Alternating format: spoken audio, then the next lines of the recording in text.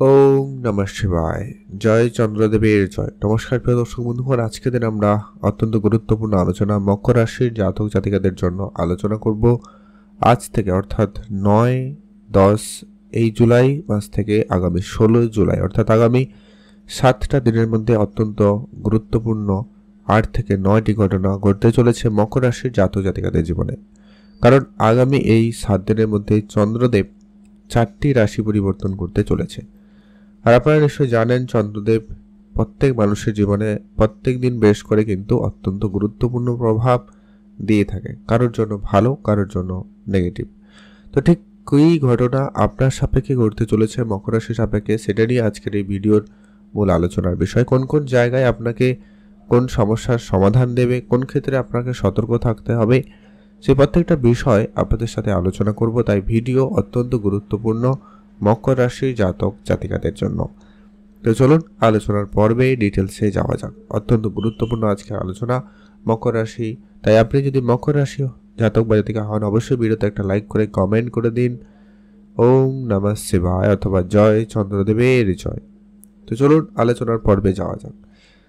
রাশিচক্রের 10ম রাশি মকর রাশি। আপনার রাশি সাপেক্ষে ঠিক দ্বাদশ ঘরে আগামী 2 দিন চন্দ্রদেব গোচর করবে।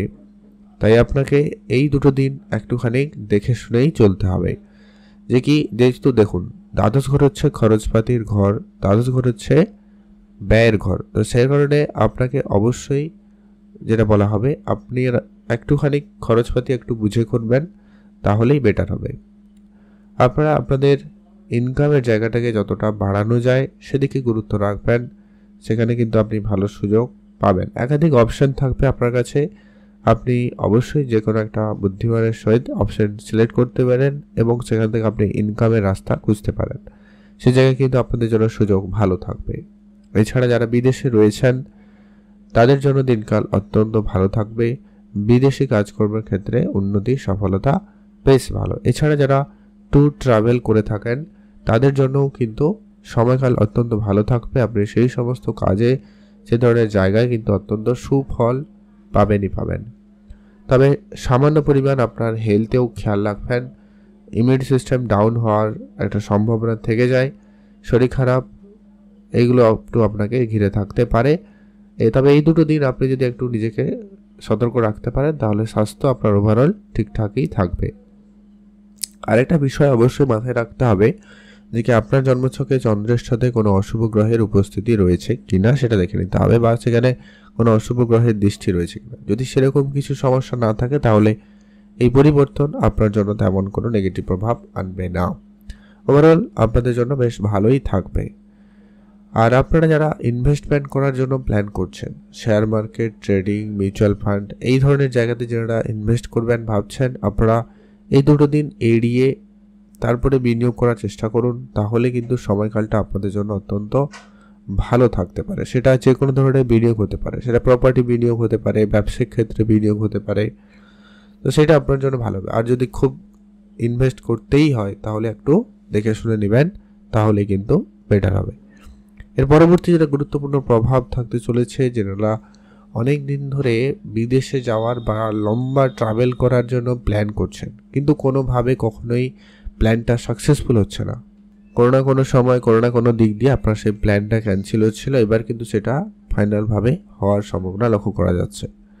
এর পরবর্তী যেটা গুরুত্বপূর্ণ হতে চলেছে, তার পরবর্তী আগামী 3য় এবং 4র্থ দিন আপনার রাশিতেই কিন্তু স্বয়ং চন্দ্রদেব চলে আসবে।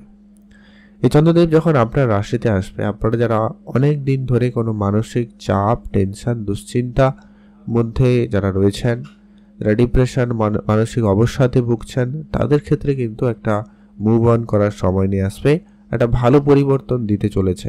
আপনি সেই জায়গায় অবশ্যই পজিটিভভাবে ফল পাবেনই পাবেন।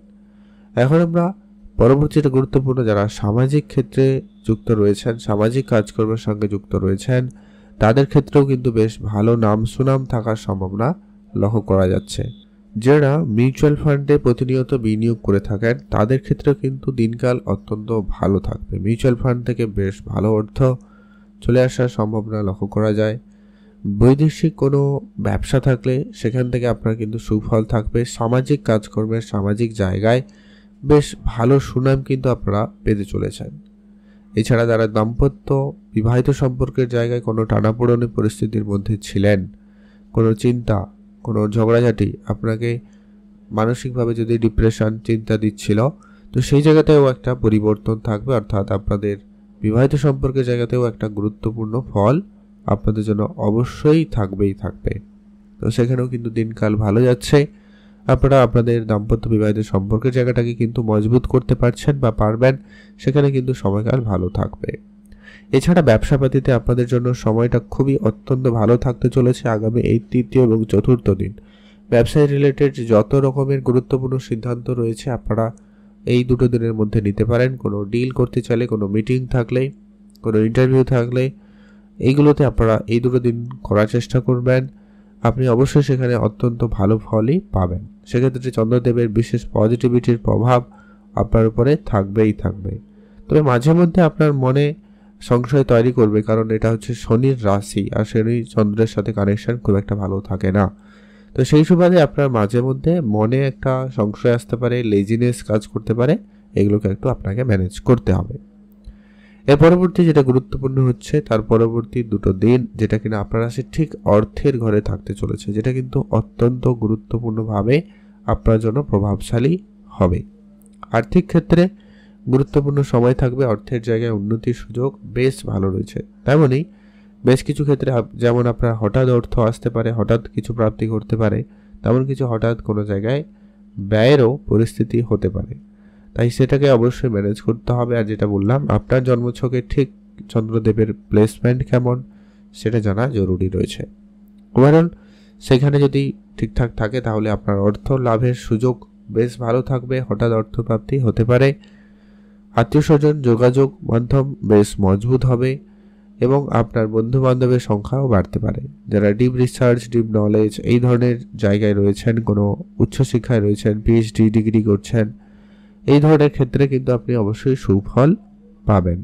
এছাড়া যারা সঙ্গীত জগতে রয়েছেন বা যারা কোনো রকম ভয়েস উপরে কাজ করে থাকেন, তাদের ক্ষেত্রে কিন্তু সময়কালটা খুব ভালো থাকবে। সেই জায়গায় কিন্তু আপনাদের উন্নতি বেশ ভালো রয়েছে। আর যদি কোনো কারণে একটু সমস্যা থাকে তাহলে আপনাদেরকে বলবো, একটু মুখ রিলেটেড কিছু সমস্যা দেখা দিতে পারে বা দাঁতের সমস্যা আপনাকে সামান্য দিতে পারে। আগামী পঞ্চম এবং ষষ্ঠ দিন আপনাকে এটা একটু ধ্যান রাখতে হবে। এর পরবর্তী যেটা আগামী সপ্তম দিন চন্দ্রদেব আপনার থেকে ঠিক তৃতীয় ঘরে গোচর করবে, যেটা কিন্তু অত্যন্ত প্রভাবশালী হতে চলেছে।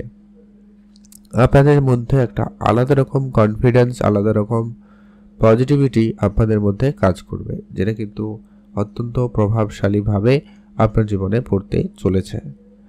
তবে আপনারা এখানে কন্ট্রাক্ট সাইনের ক্ষেত্রে একটু বুঝে চলবেন। এখানে অনেকে থাকবে যারা আপনার সাথে খারাপ ব্যবহার করার চেষ্টা করতে পারে, প্রতারণার চেষ্টা করতে পারে, কারণ চন্দ্র শনির সঙ্গে উপস্থিত থাকবে, যার কারণে তাদের মধ্যে সম্পর্কটা খুব একটা ভালো নয়। তাই মাঝে মধ্যে দেখবেন মনে অশান্তি, বিভ্রান্তিকর পরিবেশ তৈরি হতে পারে, মানসিক চাপ তৈরি হতে পারে, কোনো বিনা কারণে আপনার মনে একটা অবসাদ নেমে আসতে পারে, একটা দুশ্চিন্তা করতে পারেন। এই সমস্ত বিভ্রান্তি মাঝে মধ্যে থাকবে। এমনকি সামান্য হলেও শরীর খারাপ হতে পারে, কারণ তৃতীয় ঘরে চন্দ্রদেব, তারপরে আবার শনি রয়েছে। তো সামান্য পরিমাণ আপনার হেলথ ইস্যু হতে পারে, অর্থাৎ সপ্তাহের শুরু এবং শেষটা আপনার জন্য একটু হেলথের ব্যাপারে সতর্ক থাকতে হবে, বুঝে চলতে হবে। কিছু উপাচার বলছি আপনাদেরকে, অবশ্যই আপনারা সেগুলো মেনে চলুন। অবশ্যই সেখানে ভালো ফল আপনারা পাবেন, অনেকটা কন্ট্রোলে থাকবে এবং ভাগ্যের সহযোগিতা পাবেন, ভাগ্যের উন্নতি ঘটবে। প্রতিনিয়ত ওম নমঃ শিবায় এই মন্ত্রটি জপ করবেন, ভালো ফল পাবেন। দ্বিতীয়ত হচ্ছে চন্দ্রদেবের বীজ মন্ত্র পাঠ করবেন। আর সমস্ত বাধা, শত্রুপক্ষ দূর করতে, শত্রুদের ঝামেলা দূর করতে আপনি অবশ্যই হনুমানজির পুজো করুন, হনুমান চল্লিশা পাঠ করুন, ভালো ফল পাবেন। আপনি অবশ্যই ভালো থাকবেন, সুস্থ থাকবেন। অবশ্যই কমেন্ট করবেন ওম নমঃ শিবায়।